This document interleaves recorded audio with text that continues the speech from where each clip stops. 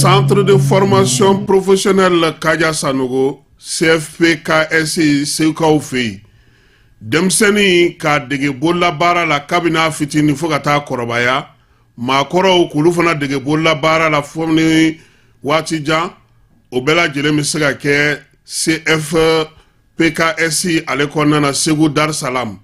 N'i ye kalanso in ta k'a lajɛ, maa mun b'a fɛ ka masɔnya dege, menuisier dege, plomberie, sanitaire, peinture bâtiment, menuisier métallique ni menuisier bois k'o bɛɛ lajɛlen kɛ, sɛnɛ taa sira bɛɛ lajɛlen ni baganmara ni jɛgɛlamɔ, i bɛ se ka o bɛɛ lajɛlen kɛ centre de formation professionnelle Kaja Sanogo la Seukaw fɛ yen. U ma dan o ma min ye machiniste ye, agricole, carrelage ka taa se staff ni décoration ma, ninnu bɛɛ lajɛlen bɛ kɛ. Bayɛlɛmali minɛnw olu fana bɛ u bolo k'olu kalan. Musolakaw jɔyɔrɔ ka bon u ka kalan kɔnɔna na kosɛbɛ, sabula npogotigi caman bɛ u y'olu dege nin waati laban ninnu na yaasa u bɛ se k'u boloma yɛlɛma cogo min. N'aw b'a fɛ dɔrɔn ka aw den tɔgɔ sɛbɛn kabini u fitinin fo ka taa se o kɔrɔbalen ma, a ye boli joona aw ka se Segu Medine min ye Dar Salam, yɔrɔ in yɛrɛ man jan kosɛbɛ, tɔn artisanal ale la, Medine sugu kɛrɛfɛla la, walima nɛgɛjuru sira a bɛ se ka 76 03 12 23 walima 66 03 12 23 21 73 67 96. Segu Dar Salam min ye centre de formation professionnelle Kaja Sanogo ye, CFP-KSI ale bɛ maa taa yɔrɔ bɔ siniɲɛsigi o labɛnko ɲuman kama. ESKJ, École de santé Kalajata, Ana Bolofara Chama, Institut de sciences médicales Gore, ISM Go. Limano, Doctorate Jamonyese, bien turco la demande la koi, Fieu, Foaka soro, Ie Bana Yen Kadona Kari, Mimi Gasawa Gasaka Dangarika, Adamaleka Yenamayala, ou Kalaka Mo Faricolola, ou Eratin, Fieu, Foaka soro, Ie la Colison Yuma Segere, Affaire Aukoro, École de santé Kalajata, Na Bolofara Chama, Institut de sciences médicales Gore, on veut pas m'envoyer à Kalabankura. Famille santé bara Mayesa, Nimbala de Rebeke, École de santé na Bolofara Chamala, École de santé Kalajata, on a flecké en bolo jigiye. Formation de qualité, doctorat Siraka, Mimi Tegalo Kafo, Oka Dimson Gafutna Yelenye, Opera de Lebekala, Nilakolso Dagabana Nuna, Ugo Bolofaro de Flani, Sigle niveau DEF, technicien de santé publique, infirmière obstétricienne, technicien de laboratoire, deuxième cycle, no niveau baguier, infirmier d'état, sage-femme, biologie médicale. Formation wara au coffre, aide-soignant, katafara matronica, Nimbala de l'Edesledo, École de santé Kalajana, Bolofara Chama, Institut de sciences médicales Gorela, Aïwa, la collection, Annie la collection, Aya Seva Jona, Akal la collection Inzegere, Yoni Jamaka Chaya, Utogole de Fla Umber Kalabanguraya, Hôtel Wasulu Kofete, Waligere Negaduru Bamba, 76 45 85 40, non média 20 80 22 20. Kala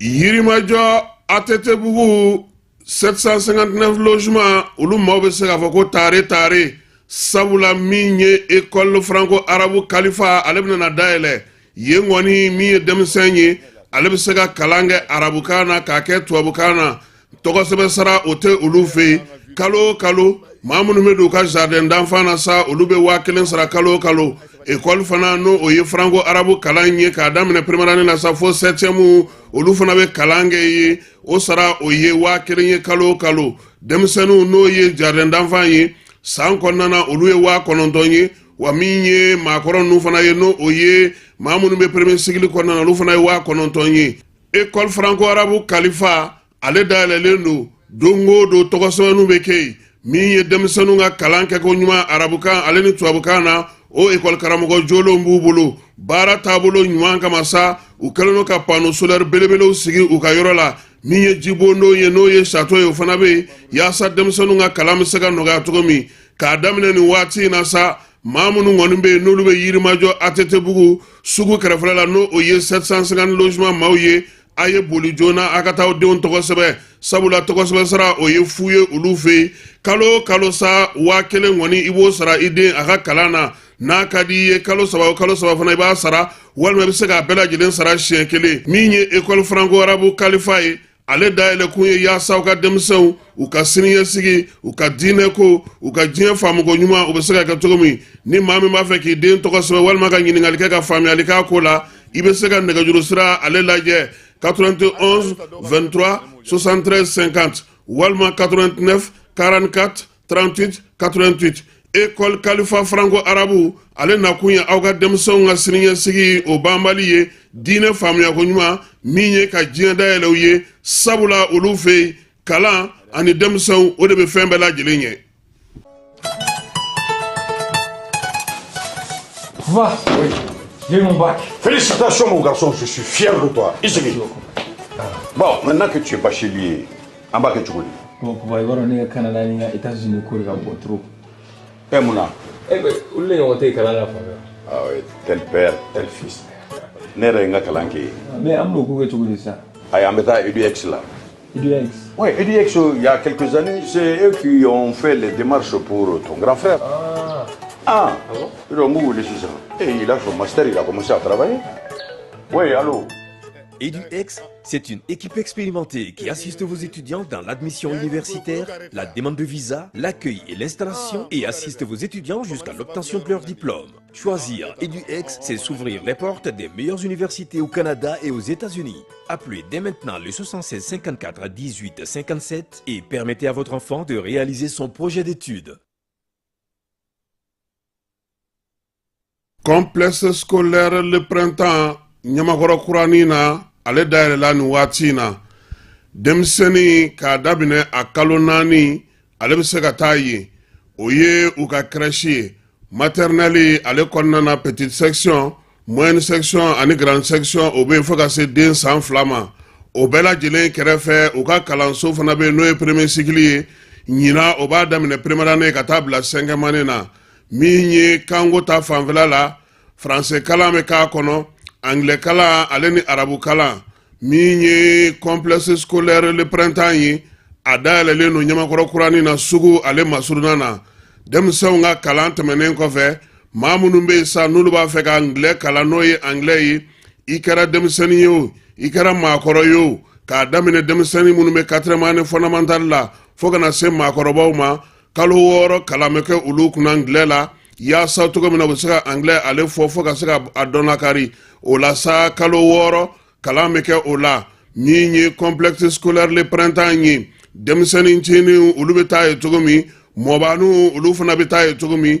ye baluku fana ye o fana bɛ se ka taa anglais kalan ye complexe scolaire le printemps Ɲamakɔrɔ Kurani na sugu kɛrɛfɛla la n'a b'a fɛ ka taa aw denw tɔgɔ sɛbɛn a y'aw boli joona walima aw ka nɛgɛjuru sira ale kɔngɔ 76 74 88 82 walima 76 33 84 72 complexe scolaire le printemps ale nakun ye yaasa min ye denbaw ye olu ka ko bɛɛ lajɛlen bɛ se ka nɔgɔya maakɔrɔw fana ka se ka anglais kalan min ye siniɲɛsigi ye ka o sinsin.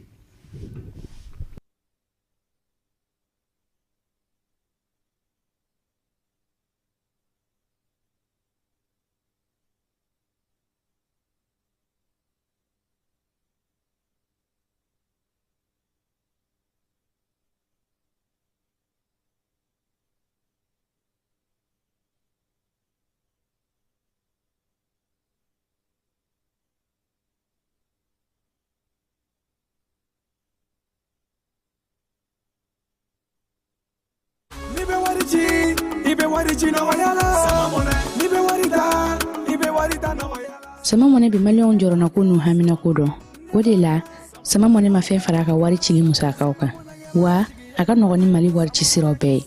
a ma da aw ma dɛ sama mɔnɛ bi dɔ fara aw de kunna wari kan ni wari bonisi ye awɔ ni wari bonisi ye kɔni aw ka sanni kɛ ni sama mɔnɛ application ye aw bɛ wari sɔrɔ aw ka compte bonisi la ka daminɛ crédit la abonnement télé fo ka taa se courant ni ji sarali ma aw bɛ bonisi sɔrɔ nin bɛɛ la n'a ka bonisi buguna dɔrɔn aw bɛ se k'a yɛlɛma aw ka sama mɔnɛ compte la ka sanni wɛrɛ kɛ n'a ye walima ka taa wari jɛ bɔ an ka lasigiden dɔ fɛ yen aw ye mɔnɛ bɔ aw yɛrɛ la a k'a si filɛ sisan ni sama mɔnɛ application téléchargeli ye Play Store walima App Store kan ka sɔrɔ k'aw tɔgɔ sɛbɛn ni sama mɔnɛ ye aw de kunna wari bɛ augmenter. Sama mɔnɛ i yɛrɛ ta Awɔ, i yɛrɛ ta n'i yɛrɛ ta ye.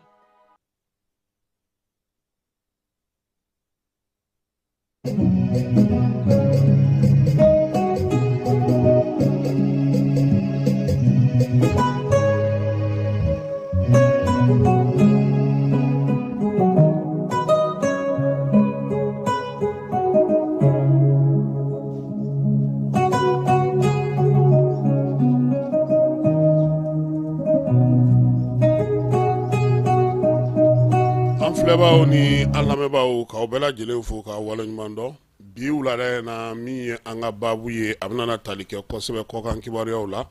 kibaruya minnu bɛ an yɛrɛ fana ka jamana kɔnɔna na yaasa n'an ye minnu fɔ aw ɲɛna sɔgɔmada in na an na tila ka jira o dɔw sɛnɛ kan nka yan'an ka taa yɔrɔ jan an b'a fɔ a ɲɛna n ko sɔgɔmada in na an y'an da don sitɛrini ko la min ye sofɛriw ye u y'an wele weleli kɔnɔna na an y'a yirula k'a fɔ n ko waleya min kɛra minɛn jɛngɛnna an bolo an filila kuma na kosɛbɛ an b'o yafa ɲini u fɛ waleya in nana sira min fɛ o ye k'a fɔ sitɛrini min binna Bamako yan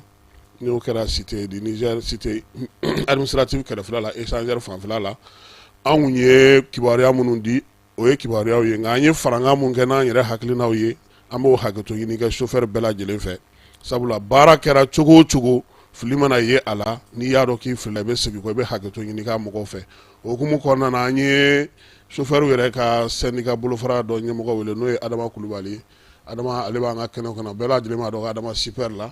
ani baro kɔni bɛ yan nka n tɛ kuma di baro ma parce que a mana ni sɔbɔrɔ ye Adama i ni wula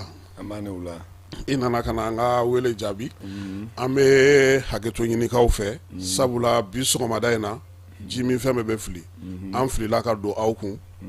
chauffeur caman y'an wele mais syndicat aw ye an wele ka ɲɛfɔli k'an ye an fana y'an fɛla yira aw la k'a fɔ an ɲɛna tiɲɛna an jɔra an ka jalaki kɔrɔ an ye min kɛ a ma bɛn aw ka yafa an ma parce que an filila kuma na ka ɲɛsin aw ka baarakɛlaw n'aw ka mɔgɔ caman ma o hakɛto ɲini an b'o k'aw fɛ waleya mun bɛ kɛ aw yɛrɛ ko ɲɛfɔcogo b'a la n'o ye a ko technique ma yɔrɔw ye et puis baara kɛra cogo o cogo a bɛ se ka kɛ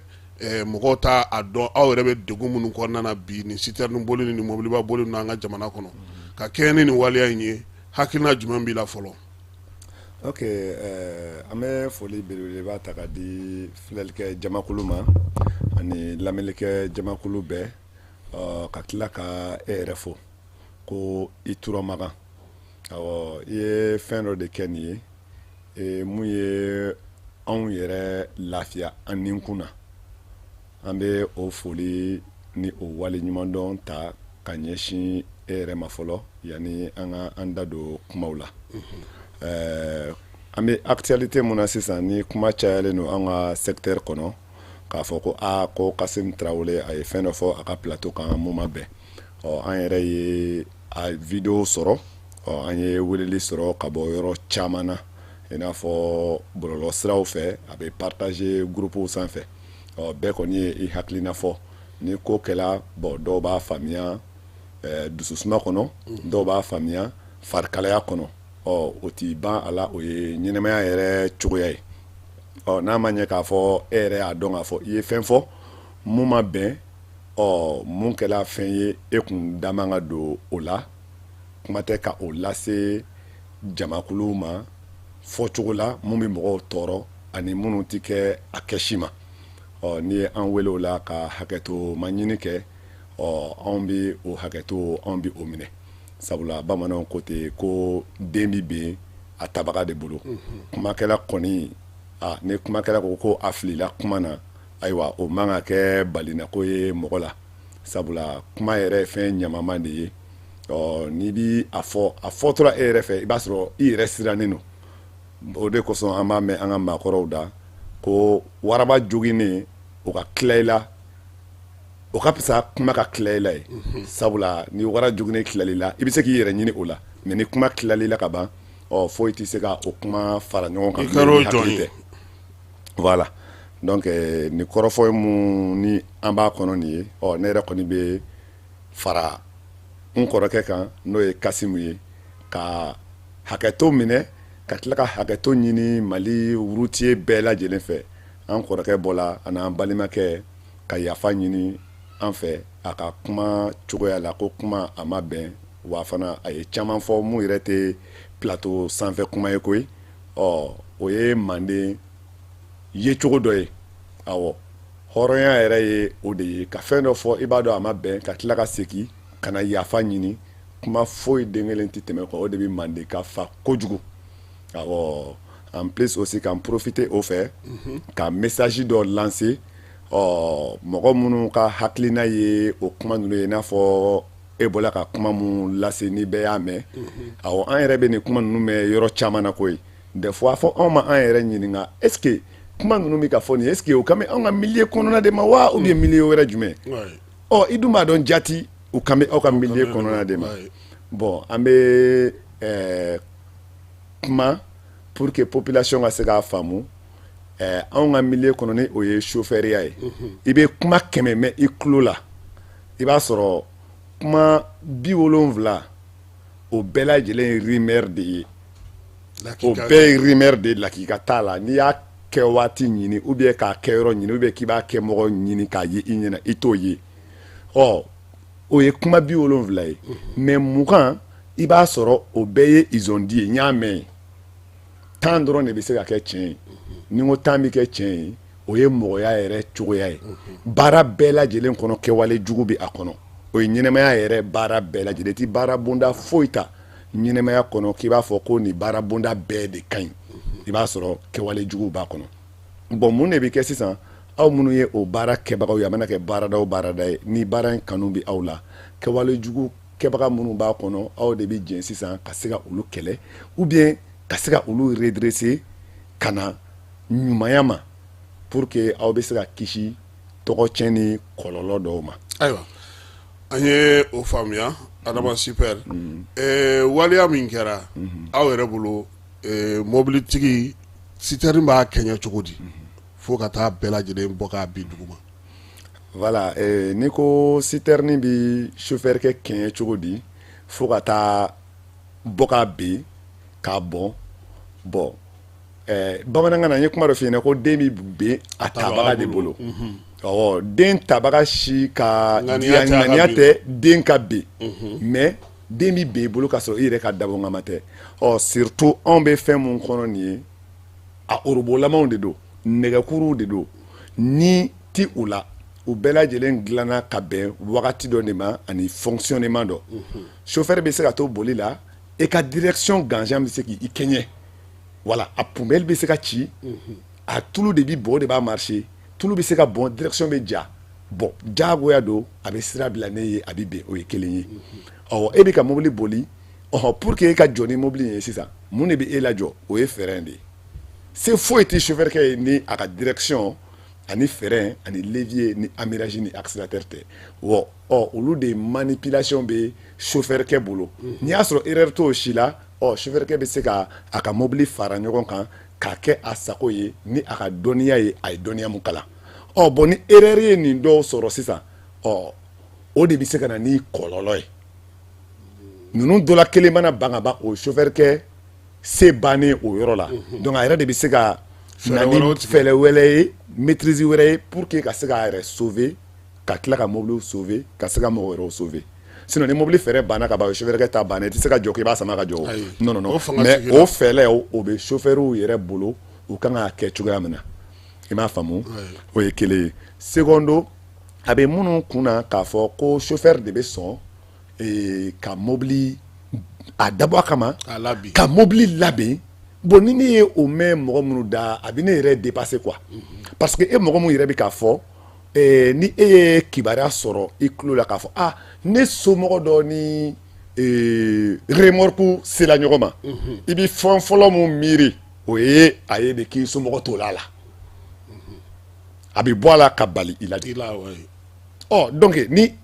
o bɛ na e kunkolo la immédiatement donc e kan k'a dɔn k'a fɔ mɔgɔ min bɛ yen ni nin b'a la o de bɛ nɛgɛkuru in kɔnɔ k'o bɛ sɔn k'a dabɔ a kama ka taa nin fɛn bɔ ka bɛn ni a yɛrɛ ye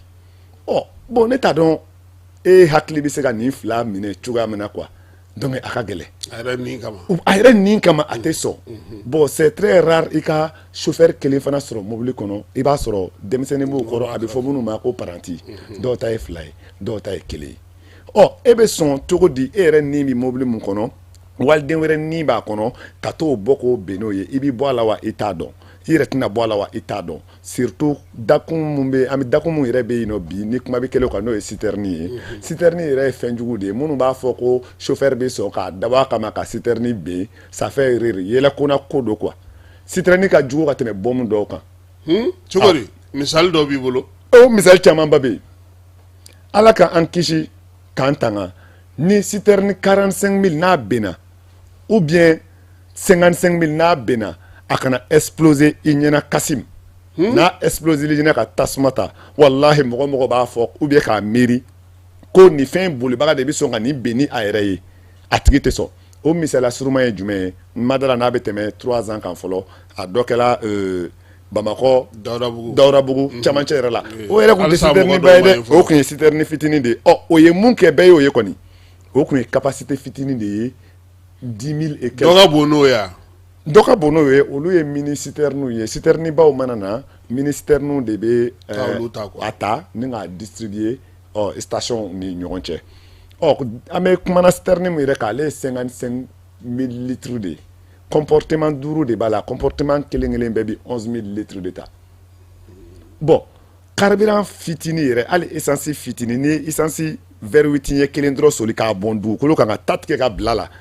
o bɛ kabako mun lamaga e ɲɛna n'a fɔra ko o 55 000 litres de bɛ kifu dɔ kɔnɔ ko dɔ bi sɔn de ka to o kɔnɔ ka t'o bɔ k'o benni a yɛrɛ ye ou bien dugu dɔ camancɛ la o don yɔrɔ man ka sɔrɔ mɔgɔ hakili la o don yɔrɔ man ka sɔrɔ mɔgɔ hakili la n'i m'a kɛ i yɛrɛ kama i n'a kɛ walidenw b'i kunna olu kama ou bien i n'a kɛ mɔgɔ mun ka nafolo ye mobili nin ye o bɛna bɔnɛ a ka nafolo la ou bien i n'a kɛ produit mun ye nin ye carburant de don nafolomafɛn don i n'a to o kama mais nin bɛɛ lajɛlen bɛ se ka rectifier fo ni maa si tɛ sɔn ka taa i yɛrɛ ni sacrifier nin cogo la k'i bɛ mobili benni i yɛrɛ sabula i bɛ bɔ a la i tɛ bɔ a la i t'o dɔn. ayiwa o diyara an ye kosɛbɛ i bɛ to an kɛrɛfɛ yan sabula an na bi journal bɛɛ lajɛlen kɛ ɲɔgɔn fɛ pour que mɔgɔw bɛ se ka faamuyali kɛ cogo min an bɛna n'a lajɛ n'an sera ka Ablaye Kone sɔrɔ primature la pour que ale fana kan ka kuma nka yan'o cɛ sa an b'a yira maaw la k'a fɔ ko kibaruyaw olu nasira la an ka jamana kɔnɔna na yan min ye premier ministre kɔrɔ Musa Mara ye ale ka mobili minɛli ko kuma o cayalen don min ye Ablaye Kone ka bɔ primature la an n'ale bɛna ɲɔgɔn sɔrɔ Ablaye i ni wula. Allo Ablaye Kone ni wula. Nula Kasim Traoré. Ayiwa an ye kibaruya sɔrɔ k'a fɔ ko min ye primature maaw ye ko aw ko Musa Mara ka na ni mobili dɔ ye a kuyara kɔni bɛ bɔlɔlɔ kan an k'an b'a sɛgɛsɛgɛ a ko bɛ cogo di aw fan fɛ yen. min fɛ wagati min na parce que siɲɛ fɔlɔ la i ye n ɲininka. ne k'i ma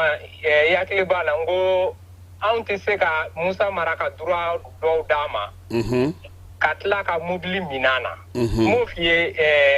k'a sɔrɔ hali ma vérifier wa. awɔ. voilà maintenant n y'a vérification kɛ. o de ye k'a fɔ ko kunu 9h wagati. a ka chauffeur kɛ taara ni mobili ye k'a fɔra ko ka na ni mobili ye. parc auto. awɔ. min bɛ mobili ko ɲɛma. primature la. awɔ. o ko ale ma instruction sɔrɔ mɔgɔ si fɛ k'a fɔ ko mobili ka na di ale ma. donc ale tɛ se ka i bolo don mobili kɔrɔ k'a ka segin n'a ye. min tɛmɛna ale ni Musa Mara ka chauffeur kɛ cɛ o kɛra o ye. maintenant an t'a dɔn kɔfɛ a taara mobili in jɔ cogo min na ka sɔrɔ ka taa maintenant ka taa bezu kɛ. quoi mobili minɛna la. an b'a yira k'a fɔ jusque là n kumana premier ministre fɛ. ale ma instruction di mɔgɔ si ma. awɔ. k'a fɔ ko Musa Mara ka mobili ka minɛ na. n bɛ se k'o fɛnɛ fɔ. instruction ma di mɔgɔ si ma k'a fɔ ko ka na n'a ye. maintenant n'u nana sûrement comme an b'a dɔn bezi ka di mɔgɔw ye. donc peut-être dans d'autres intentions wɛrɛ hakilina wɛrɛ de b'o kɔnɔ. n'o tɛ primature premier ministre ma fɔ mɔgɔ si ye ko ka Musa Mara ka mobili minɛ. ayiwa kibaruya min bɛ bɔlɔlɔ sanfɛ donc o kɔrɔ o ma bɔ aw yɔrɔ. ayi a ma bɔ premier ministre yɔrɔ. ayiwa Ablaye kumakan jumɛn b'i fɛ ka kɛ ni nin waleya in ye parce que an y'a ye k'a fɔ fana musaka fana a ko ko a bɛ t'o lasegin a fɔra k'aw k'o jɔ premier ministre ma se k'o fana lajɔ halisa wari bɛ ka bila ka taa ale ka compte kɔnɔna na. Kasim ne y'olu fɔ ne ma poste kɛ k'a yira k'a fɔ an ma sariya min ta an t'o sɔsɔ anw bɛ yan ka sariya de labato wari min bi di premier ministre ma sariya dɔ de y'o sigi sen kan fɛn m'a sigi sen kan Choguel m'a sigi sen kan a ye n'a sariya de sɔrɔ yen n'i ma sariya min sigi sen kan i man kan k'o sɔsɔ donc hokumu kɔnɔna de a ka wari bɛ ka taa d'a ma maintenant ni wari dira a ma a b'a kɛ ni min y'a ja a b'a kɛ dɛ a bɛ ka taa retourner trésor la o y'a ka droit ye n'a ka d'a ye a bɛ taa di dɛsɛbagatɔw ma n'a ka d'a ye a bɛ se ka dɔ di ne yɛrɛ ma o y'a ka droit de ye mais anw ta ye min ye dɔrɔn ka sariya labato i y'a faamuya o de la n ko n dɔgɔnin Amidu Dunbiya ma n tun bɛ k'a taquiner k'a fɔ a ɲɛna k'a fɔ ko n'u bɛna wari in tila u ka dɔ bila ka n'a d'a ma sinon o de don premier ministre n'i y'a ye a tɛ ka Musa Mara jaabi fɛn dɔw la Musa Mara b'a dɔn min kama a tɛ kan k'a jaabi o ko ninnu a yɛrɛ b'a dɔn. Ayiwa i ko kununko de u taara ni mobili ye nka aw kun b'a fɔ ko u kana ni mobili ye wa mobili jɔra cogo min na aw t'o cogo fana dɔn. Ayi an t'o dɔn. Ayiwa an b'i fo. Merci bien Kasim. Ka i waleɲuman dɔn i ka nin laseli ninnu na sabula an y'a kibaruya ye bɔlɔlɔ de sanfɛ. Ne yɛrɛ y'a ye fan caman. Comme jamana in kɔnɔ base de ka di mɔgɔw ye. Ni famana yɔrɔ dɔ ma i ma fɛn ka sɔrɔ i bɛ taa yɔrɔ dɔ la i bɛ base kɛ. A bɛ faamuya. Ayiwa an b'a maliyɛnw ladɔnniya k'a fɔ premier ministre Choguel ko kana Mayiga ma ordre di mɔgɔ si ma ko ka taa Musa Mara ka mobili minɛ. Barisa a ka droit tɔ min ye kasabi ko ye a bɛ ka d'a ma comme sariya y'a laɲini cogo min na a ka di premier ministre bɛɛ ma. Ayiwa. K'i fo k'i waleɲuman dɔn Kasim. I Kone. Merci bien Traoré. Nin tun ye Ablaye Kone mankan ye premier ministre y'ale ka conseil spécial ye a ye primature la n'o ye premier ministre yɛrɛ ka baarakɛyɔrɔ ye sɔgɔmada in na de an y'a ye bɔlɔlɔ sanfɛ sa ko Musa Mara ka mobili minɛna ala primature maaw fɛ donc laseli min kɛra o hukumu kɔnɔna na o bɔra Ablaye Kone yɔrɔ an b'a yira la siran k'a fɔ ko min ye kiiriko bunakun ka ye Maman Mariko ni ale kɔni minɛna kunu a yirala k'a fɔ ko a ka minɛli bɛ ka kɛ hakɛ dɔw de kɔnɔna na hakɛ minnu n'olu sɛgɛsɛgɛliw bɛ ka kɛ polisilakaw fɛ n'Ala sɔnna a ma su in na an mana jaabi kɛrɛnkɛrɛnnen min sɔrɔla an na o fana da tulo kan Dawuda Konate ale kɔni taara yira bi procureur cybercriminalité la kumaw tun bɛ senna fo ka se an don waati ma ɲininkaliw bɛ ka kɛ a la ka kɛ ni kibaruya mun sɔrɔla k'a fɔ ko kumakan dɔ ko o bɛ se ka kɛ o y'ale kumakan ye procureur cybercriminalité ale kɔni tun ye bataki kɛ kunu k'a yira k'a fɔ sa ko min ye Dawuda ye ko a b'a lamɛn sɔgɔmada in na o taara ni Dawuda ye waati min na anw kɔni bɛ don o y'a sɔrɔ kibaruyaw bɛɛ lajɛlen ma di an ka jamana kɔnɔ kibaruyaw la sa min ye hectare 700 malo o min sɛnɛnen don ka nin waati na tɔngakaw fɛ a yirala k'a fɔ ko degun bɛ o ko in na koyi sabula nin y'a kalo caman ye ji kɔni ale ye tiɲɛni kɛ dugudenw yɛrɛ y'a yira sa k'a fɔ k'u ye fɛɛrɛ ni dabali fɛn fɛn sigi sen kan ba kɔni u ma se k'a kunbɛn cogo si la a bɛ fɔ yɔrɔ masa ko Fakibi ale kɔni n'o bɛ Gunamukaw fɛ yen u y'a yira sa k'a fɔ ko hectare 15 fo ka taa se sigiyɔrɔ minnu ma sa n'o bɛ duguden 700 bolo olu kɔni minɛnw bɛɛ lajɛlen tiɲɛnen don min ye ji ye ale donna tɔngakaw fɛ cogo min na baraji min bɛ ji o kɔ sago pewu ka taa jigin ɲɔw ni balofɛnw tɔw wɛrɛ bɛɛ lajɛlen ka ɲafunkɛ ale marabolo kɔnɔna na ofisi min bɛ olu ka fanfɛla la olu y'a yira sa k'a fɔ ko tɔnga de kɔni ta jugara kosɛbɛ sabula min ye hectare 700 n'a kunkanfɛn ye o degun sera olu ma o marabolo ninnu bɛɛ lajɛlen kɔnɔna na fɛɛrɛ kɔni tigɛlen don denmisɛnninlakaw fɛ nin waati in na ji bɛ ka jigin cogo min yaasa ka se ka fɛɛrɛ sɔrɔ malo tɔ minnu bɛ tɔngakaw fɛ ni ji ma olu tiɲɛ ka se ka olu sɔrɔ cogo min Oro Laki n'o o yɛrɛ ye babolo fara dɔ ye u fɛ yen fana u bɛ ka fɛɛrɛ sigi o fana na yaasa laadala u bɛ se ka baara minnu kɛ ni samiya kɔni banna u bɛ se cogo min na ka ko sɔrɔ hectare 15 de ye yɔrɔ in bɛɛ lajɛlen ye nka maa minnu bɛ yen sa n'olu bɛ hectare 700 kan ni malo bɛ kɛlen don ka sa olu kɔni ka degun barika bonyana kosɛbɛ sabula ji donna malo la tuma min feere waati ale ni denw olu kisɛ waati a kɛra o de la u ka marabolo ɲɛmaa min bɛ yen sa a kɔni y'a yira sa ko denmisɛnninw kɔni bɛ ka baara kɛ ji ka se ka bɔ malo fana kun jalen ka tila k'a fɔ ko o nana ɲigin k'o ye degunba ye degun min n'o kɛlen don k'u sɛgɛn bi kosɛbɛ Gundam ale marabolo kɔnɔna na kɔkan kibaruyaw la sa an b'a yira o la k'a fɔ ko maa min bɛ yen n'o ye Bugani Gueye ye Bugani Dani Gueye ni ale yɛrɛ ye fanga sinamatɔ ye Senegalikaw fɛ yen ni ale kun ni jamanakuntigi ka cortège maaw karila ɲɔgɔn na Tabakudakaw fɛ u y'ale minɛ a ka kiiriw kɔni bɛɛ lajɛlen daminɛna sabula a kun ɲinina fɛ sa ale k'a ka mɔbili jɔ yaasa jamanakuntigi ka mɔbili bɛ se ka tɛmɛ cogo min na ale ye muruti min kɛ ka ban min kɛ o la sa gendarmelakaw kɔni y'a minɛ kiiri o daminɛna bi Afrique du Sud ale bɛ ka ɲininkali kɛ n'o y'a sɔrɔ ale kan ka se ka a ka visa k'o di maaw ma maa minnu bɛ yen n'olu bɛ Ukraine maa mafalenw fɛ kuma in kɔni kɛlen no fɔnkɔɲɔgɔnkɔ ye bi kosɛbɛ Afrique du Sud kaw olu fɛ yen ka kɛɲɛ ni jamana yɛrɛ ale ka kibaruyaw ye ani ale ka jɔyɔrɔko ye kuma tɛ ale bɛ BRICS o cɛmancɛ la nin waati in na Russie Chine Inde ale ni Afrique du Sud yɛrɛ olu bɛɛ lajɛlen b'o jɛkuluba in kɔnɔna na ale Afrique du Sud kelen in kɔnɔna na sa u ye laɲini kɛ ko min ye CPI maaw ye u bɛ se cogo min na ka wuli ka jɔ kɛ ka ɲɛsin Ukraine Israel ma Israel min kɛlen ka maafaba o boloda ka jamana kɔnɔna na min ye maaw degunenba minnu sa ka maa caman fa Gazakaw fɛ Palestiniens bataki 7 ani kɔ ko u y'o de fa siri ka taa n'a ye CPI la ko yaasa min ye Israel a bɛ se ka nɔ minɛ cogo min CPI yɛrɛ sigi sɛbɛn minnu bɛ yen jo sariya sɛbɛn minnu bɛ yen min ye adamadenya tɔbɔtɔli sɛbɛn fɛn fɛn bɛ yen ko nin waati na k'a bɛɛ lajɛlen kɔnnen don Israelikaw fɛ k'u ni nɔminɛli ka kan wa u kan ka wele CPI la Botswanakaw olu y'u ka kalata bɛɛ lajɛlen daminɛ olu fɛ kalata bɛɛ lajɛlen bɛ kɛ nɔgɔnin kelen fɛ jamanakuntigi kalata ani wasadenw ta olu bɛɛ lajɛlen bɛna kɛ maa 1,000,000 o de welelen don ka taa kalata so kɔnɔna na sa kunungo u y'a yira sa k'a fɔ ko min ye Gaborone ye n'o y'u ka faaba ye maa caman kɔni wulila ka taa i ka kalata baaraw kɛ basigi ani lafiya ale kɔnɔna na min ye Botswana ye ale bɛ jamanaw fɛ farafinna wala kalata min kɛlen no laada ye olu fɛ yen kabini kuma jan fɔnkɔɲɔgɔnkɔw o tɛ ye olu ka baara la ka caya min ye ɲinanta in ye u y'a yira sa k'a fɔ maa minnu y'u kanbɔ olu kɔni n'u ka lisiw bɔ wa min ye a ko bɛɛ lajɛlen kɛra bonya ani karama o kɔnɔna na yaasa basigi ni lafiya u bɛ se ka don cogo min na an b'a yira o la sa k'a fɔ ko nin waati in na min ye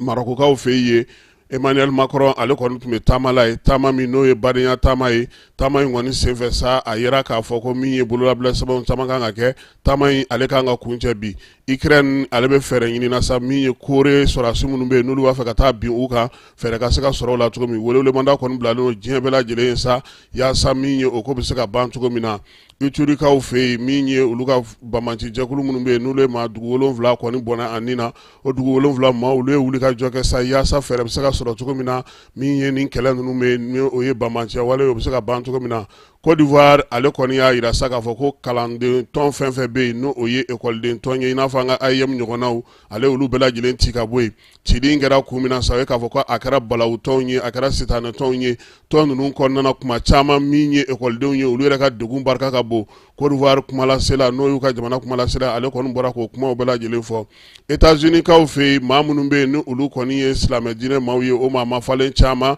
Donald Trump kalata hukumu kɔnɔna na ale n'olu yera ɲɔgɔn fɛ min ye diinɛtigiw ni batotigiw minnu bɛ u ka jamana kɔnɔna na u caman y'a yira k'a fɔ ko waleya in kɔni ma bɛn u ma nka min ye Trump ye a ko a ma maa jagoya dɔnkilidalaw fana a y'olu fana fara ɲɔgɔn kan min ye 50 ye o kɔni ko murutira a bolo k'a yira k'a fɔ ko ale ta tɛ wariko ye min ye Donald Trump ye ale ni a tɛ se ka jɛ ka baara kɛ baara min bi na ni o bɛna kɛ degun ye ka ɲɛsin ale yɛrɛ ma sabula maa caman bɛ yen u ka danaya b'ale kan ka sababuya kɛ farafin minnu bɛ yen olu kɛlen don k'olu jɔyɔrɔ fa ka se ka olu ka baaraw kɛ min y'u ka seko ni dɔnko maa caman ye olu kɔni kɛlen don k'a yira sa k'a fɔ ko min ye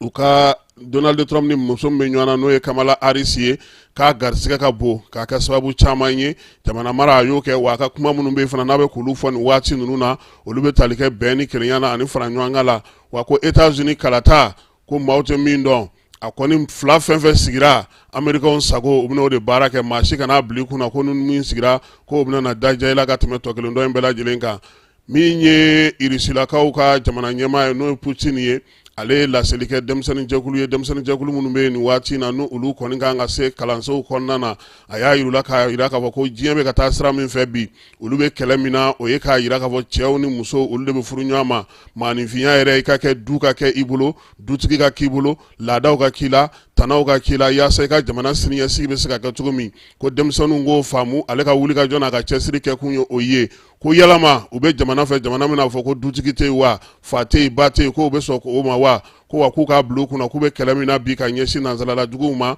k'u yɛrɛ ɲɛ b'a la k'u bɛna na nin fɛn minnu ye k'a bɛɛ lajɛlen sinsinnen n'o kan jo sariya fara min ye seko ni dɔnko kan k'a dugumana na ko nin ko ninnu de bɛ yen musaka ninnu tɛ di ten fiyewu fiyewu i ka kɛ olu wanaw ye min ye Vladimir Poutine ye a yɛrɛ y'a jira sa k'a fɔ ko kɛlɛba minnu bɛ diɲɛ kɔnɔ bi o kɛlɛbaw kunu n'u wulikajɔ caman kɔni bɛ ɲɛsin olu ka jamana de ma sabula diɲɛ taabolo o yɛrɛ de falenni waati sera wa maa minnu mana sɔn olu ma sa olu de bɛna se ka falen an bɛ segin ka na ale irisila kelen in hukumu kɔnɔna an yɛrɛ fɛ yan irisiw ka lasigidenso bɛ yan o kɛrɛfɛla la maa minnu bɛ yen n'olu bɛ baara kɛ a kɔni ɲini n'olu fɛ sa ko olu ka wuli ka bɔ yen sabula ambassade maaw y'a jira k'a fɔ k'u ka ambassade fanfɛla a tɛ se ka kɛ feerelikɛlaw sigiyɔrɔ ye min ye gɛrɛnw olu sigiyɔrɔ a tɛ se ka kɛ o ye kilo n'u fɛ sa a baaraw olu bɛ se ka lajɛ ni dɔ bɛna fara a kan walima dɔ tɛna fara a kan Espagnekaw fɛ maa 62 o de tora sanji la sanji min ni a ye tiɲɛni kɛ kosɛbɛ u ka jamana ɲɛmaaw yɛrɛ tun ye labɛnw kɛ k'a jira k'a fɔ sa ko min ye dɛmɛw tun bɛna taa sira wɛrɛw fɛ nka u y'a jira k'a fɔ ko nin waati laban in na o dɛmɛw tɛna se ka kɛ tuguni farikolo ɲɛnajɛ o kɔni tiɲɛ don o kɔkɔrɔma kan ka don nka min ye dugu in kɔnɔna bi u yɛrɛ ɲɛ b'a la dugu minnu bɛ yen bi n'olu ye gɛlɛya sɔrɔ ko fo ka taa ninnu dɛmɛ waati yɛlɛma ale kɔlɔlɔ kɔni bɛ ka boli yɔrɔ caman kan wa min ye mɔbiliw caman ye olu ye degun sɔrɔ o ko hukumu kɔnɔna na ne ko ɲina waati yɛlɛma kɔlɔlɔ a ye siraw tigɛ aw fana na wa est-ce que anw ta ma jugu ni bɛɛ lajɛlen ta ye wa cogo di Adama mɔgɔ bɛ domaine mun kɔnɔ i b'o de ko juguya dɔn dɛ anw bɛ si kungo kɔnɔ 72 heures 48 heures mobiliba tɛmɛ yɔrɔ tɛ yen an bɛ se yɔrɔ la yɛrɛ chauffeur de bɛ jigin ka yiriw tigɛ ka taa faraw ɲini ka na kɛ dingɛw kɔnɔ pour que camion bɛ se ka tɛmɛ cogoya min na ne tɔw bɛ 7 dɔn a la chauffeur b'a tan bɛɛ dɔn mais aw sera ka baara kɛ o hukumu kɔnɔna na cogo di parce que minnu bɛ taa Senegalikaw fɛ wagati dɔ la sira yɛrɛ kun tigɛra pewu dayirimɛ sirila fili fiyɛ la i tɛ sɔn da ka ja koyi awɔ an yɛrɛ de bɛ an débrouiller tan waati dɔw la ka sira bɔ an yɛrɛ ye déviation na pour que camion bɛ se ka o bɛ sɔrɔ k'a sɔrɔ aw ma taa don bɔgɔ wɛrɛ la an bɛ taa don bɔgɔ wɛrɛ la an bɛ foncer peluw bɛ an kunna tɔliw bɛ yen an bɛ gabakuruw cɛ ka a kɛ k'an yɛrɛ dépanner pour que an bɛ se ka bɔ o foncement fana na ka taa ni ne ko ne bɛ ɲininka sisan bi chauffeur transporteur minnu bɛ camionba ninnu boli aw ka degun belebelebaw ye jumɛn ye dugu kɔnɔna na ani ala kumabaw kɛ maaw ka se ka dɔ dɔn a la ala kumaba fɔlɔ yɛrɛ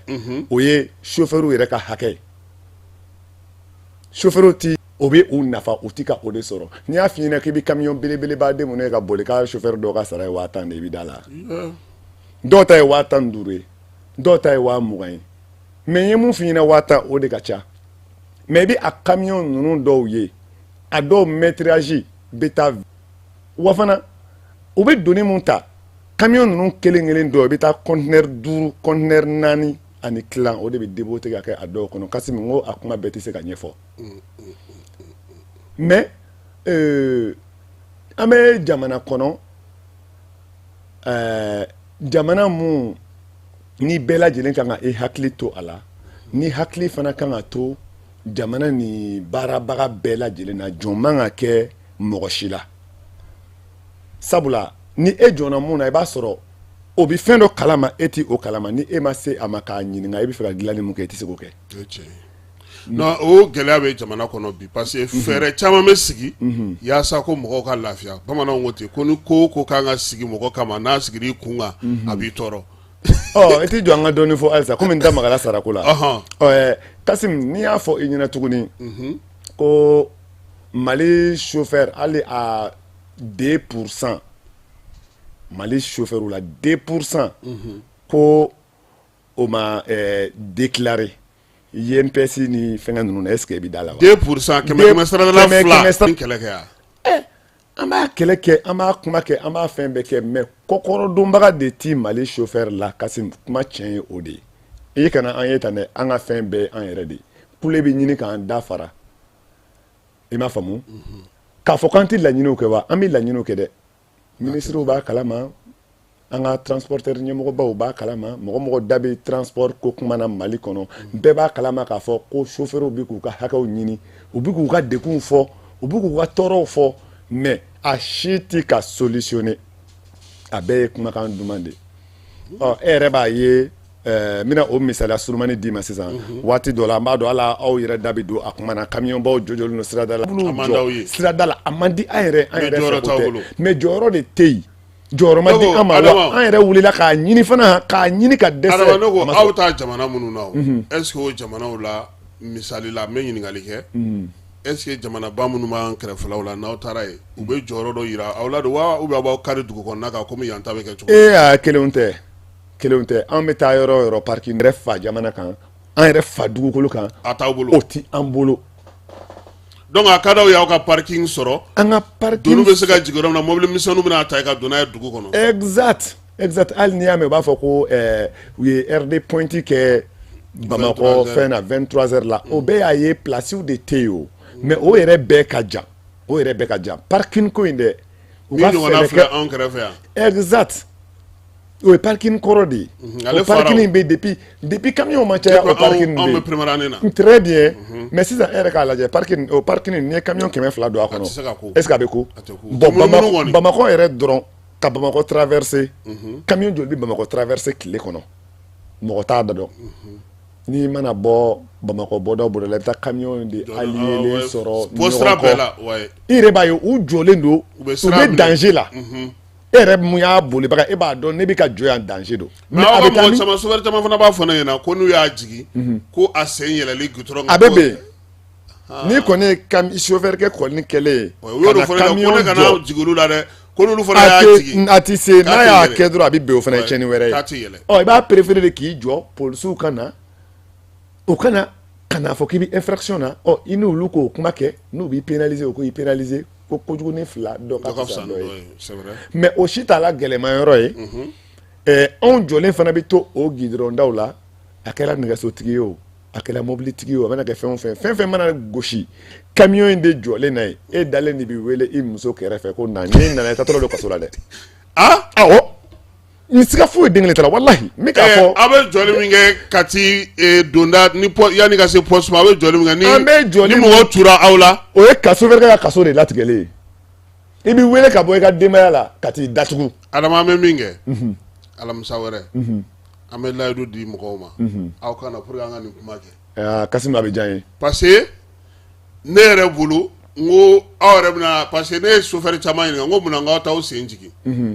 o ko ne ma ko n'u y'a jigin ko walayi k'u tɛ se k'a yɛlɛ ko grand frère k'a ka d'an ye dɛ ko mais k'a tɛ se k'a yɛlɛ. o tɛ se ka kɛ o n'a y'a jigin o ye tiɲɛni de ye. a jigintɔ la a bɛ sira dawolo kari mobili bɛ ben. parce que an b'a dɔn k'a fɔ i da sera yɔrɔ min ma sa o y'aw ka problème baw ye problème yɛrɛ la dɔwɛrɛ bɛ n'aw ye sisan n t'a dɔn aw ka digitalisation ko in bɛ cogo di. an ka digitalisation ko in an b'a fɔ k'u ka digitalisation ko parce que anw ta tɛ.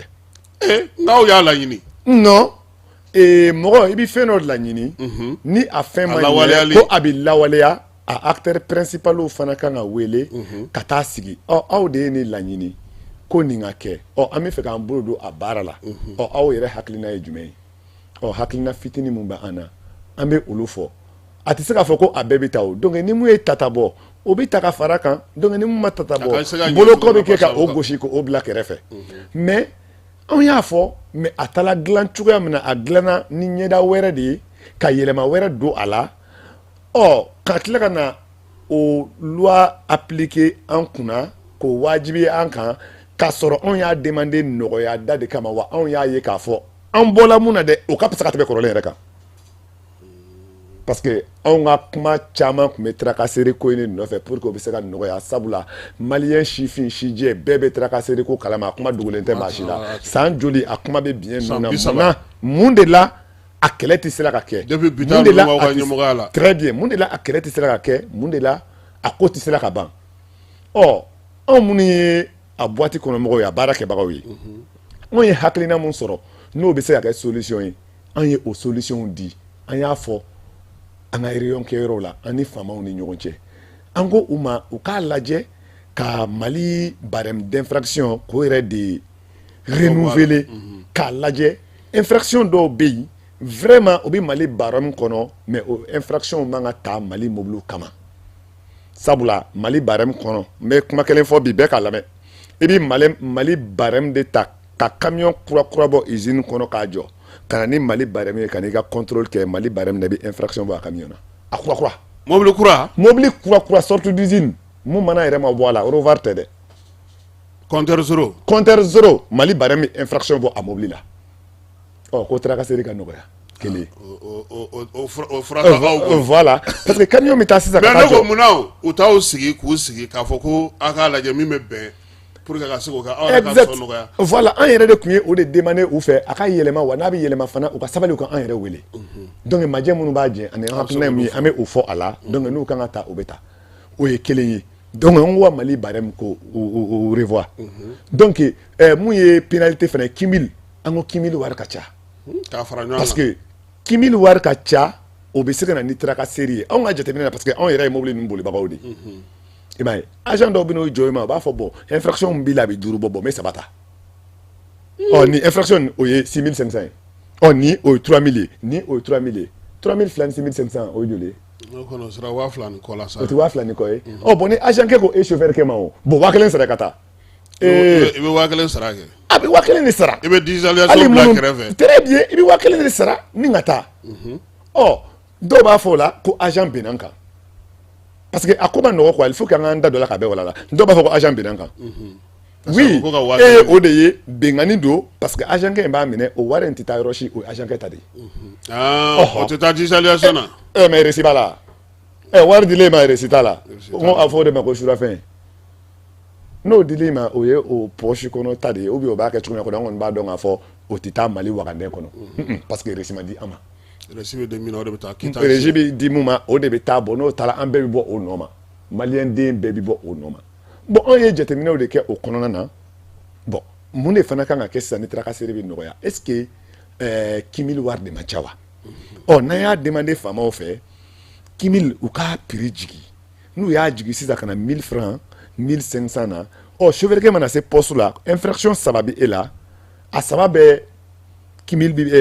infraction wari bi bɛn 1000 francs ma o 3 o ye 3000 francs ye chauffeur tɛna sɔn pewu ka chauffeur di 3000 francs kun kɔrɔ a bɛ 3000 francs sara k'a ka récit minɛ donc o wari o bɛ taa Mali jigiɲɛ de kɔnɔ donc an bɛɛ lajɛlen bi bɔ o nafa nɔ ma o de tun kɛra anw ka hakilina ye ni ka o ɲɛfɔ faamaw ye mun n'a kɛla ten a bɛ nɔgɔya mais a ma taa o sira fɛ dɛ dɔ de taara fara infraction prix kan ko parce que olu y'a ye cogoya min na ko ni dɔ farala a prix kan wari bɔli ɲɛsiranya kama ko e bɛna sɔn ka i yɛrɛ minɛ infraction kɛli ma olu y'a ye o ye cogo de la wala ka sɔrɔ o de y'a contraire ye o de bɛ dɔ fara a kan infraction dɔw yɛrɛ bɛ bi a kelen a prix bɛ taa fo 15000 francs na e bɛ maliyɛn mun minɛ bi agent min bɛ maliyɛn minɛ bi ko e minɛnen bɛ infraction mun na ko 15000 francs de ye a prix ye k'i k'o sara k'o ma kɛrɛfɛ kuma dɔ fɔ ɲɔgɔn ye a ka gɛlɛ dɛ an bɛ diɲɛ nɔ min na bi a ka gɛlɛ mais n'u sera ka anw ka ni fantan kuma ninnu fana lamɛn ka baara kɛ n'u ye kuma dɔ la i b'a sɔrɔ an mago bɛ solution mun na o bɛ sɔrɔ a kɔnɔ ayiwa Adama an ka waati koronna kosɛbɛ ni kuma kuncɛ kuma min b'i fɛ an b'a dɔn kɔni k'a fɔ aw nana kun min na o diyara an ye parce que sɔgɔmada in na an ka kuma tuguna aw gasi la halisa an bɛ yafa deli aw fɛ k'a fɔ transporteurs bɛɛ ye u yɛrɛ caman bɛ ne yɛrɛ ka groupe ka club Kasim Traoré kan ko u ka hakɛ to kuma porokotora an bolo an bɛ yafa ɲini u fɛ hali bi baara taabolo o humu kɔnɔna na ni kuma kuncɛ kuma min bolo ka layidu fana di alamisa wɛrɛ ni o ye nɛgɛ kanɲɛ 21 an ka débat i ka se ka se yan walima n'aw mɔgɔ 2 don pour que an ka se ka nin baabu ninnu fɔ mɔgɔw k'a dɔn k'a fɔ degun min fana b'aw kan aw ka baara kɔnɔna na problème foyi t'a la ni an si banbala ka alamisa nata kɔnɔ ayiwa an b'i ye n'an yela e yɛrɛ Kasim ani maliyɛn caman na bɔ fɛn caman kalama anw ka milieu kɔnɔ sinon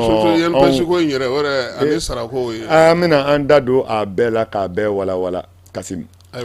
kuma kuncɛ kuma na ne bɛ se ka mun fɔ dɔrɔn an badenw ye ani an sinjiw maliyɛn den bɛɛ de ye kelen ye an bɛɛ ye cɛ kelen ni muso kelen denw de ye anw kɔni ye gɛrisɛgɛla nɛgɛ baara in de la ni o ye chauffeuria ye k'a fɔ bɛɛ lajɛlen ye kumakɛla bɛɛ ɲɛna mɔgɔw mana fɛn fɛn mɛn anw chauffeuriw kun kan u ka a lajɛ ka gɛrɛ an yɛrɛ la ou bien ka an wele a ko bɛ cogoya mun na juste an b'a fɔ ten u b'a lase ten awɔ an kɔni an bɛ o ɲini bɛɛ fɛ sinon waati dɔw la i bi mɔgɔ dɔ jalaki ko dɔ la k'a sɔrɔ o tɛ a tigi sɔn ye kumaw ka ɲɛɲini a ɲɛɲinibagaw fɛ kow ka ɲɛɲini a ɲɛɲini yɔrɔw la kumaw ka sɔrɔ ka passer diɲɛ mɔgɔ k'a mɛn ni o kɛla o bɛ diya an ye wa fana mankutu tiɲɛ mun bi chauffeurw kan k'a fɔ ko chauffeurw bɛ tan caman b'a fɔ drogue minaw don u bɛ nin kɛ u bɛ gulɔ min u bɛ nin kɛ an b'a fɔ ko drogue mina tɛ chauffeurw la an b'a fɔ gulɔ mina t'a la a kelen kelen minnu bɛ chauffeurw la dis-toi que e yɛrɛ bɛ baarada mun na a kelen kelenw bɛ yen wala ɲɛnɛmaya bɛ ten de jamakulu dɔ bɛ yen a bɛɛ tɛ se ka jɛ ka tiɲɛ i n'a fɔ a bɛɛ tɛ se ka jɛ ka ɲɛ cogoya min na donc kelen kelen minnu bɛ yen ni olu man ɲi an bɛ jɛ de an bɛ olu dilan i n'a fɔ e ka bi kuma na e ko e ni chauffeur dɔw de kumana olu de y'a fɔ e ye voilà bon ni a ɲɔgɔnna wɛrɛ nana o kɛla e ye o kɛla mɔgɔ wɛrɛ ye o ni a ɲɔgɔnna wɛrɛ nana ko chauffeur dɔ de ko i ma taa parce que o y'anw ka milieu de ye an bɛ kuma o de kan ko chauffeur dɔ de ye nin f'i ɲɛna k'o bɛ nin kɛ kɛwale jugu la a y'a fɔ e ɲɛna n'i y'a ye o y'o fɔ e ye o bɛ kɛwale in jugu kɛbaga in dɔn de o yɔrɔ la de e b'a fɔ y a pas de problème kɛwale jugu kɛbaga in jɔn de don e ti fara la pewu f'a k'o tigi yira e la donc n'a y'o tigi yira e la sisan o tigi b'i minɛ de ka taa ni o ye yɔrɔ la yɔrɔ mun fana bi kɛ sababu ye ni ale bi kɛwale jugu in dabila ani fana ni mɔgɔ wɛrɛ y'o ye o tɛna sɔn kɛwale jugu nin kɛli ma ni o ma ye a kɔnɔ a bɛ se ka kɛ tɔgɔcɛn kuma yɛrɛ ni secteur ne bɛ fɛn dɔ fɔ a kɔnɔ ka a secteur kɔnɔ mɔgɔw mangoya k'o tɔgɔ cɛn a bɛ se ka ye o bɛɛ ye donc an b'a ɲini jamanaden bɛɛ lajɛlen fɛ bɛɛ ka an dɛmɛ anw ka secteur fana na parce que an bɛ o de kɔnɔ kuma mun ni a passera bi a mɔgɔw yɛrɛ n'a bɛ yen nɔ ni anw yɛrɛ y'o sɔrɔ an kan ka baara min k'u la an b'o dɔn anw yɛrɛ b'o minɛ ka t'u jɔ baara la parce que olu bɛ se ka kɛ sababu ye ka anw bɛɛ lajɛlen tɔgɔ cɛn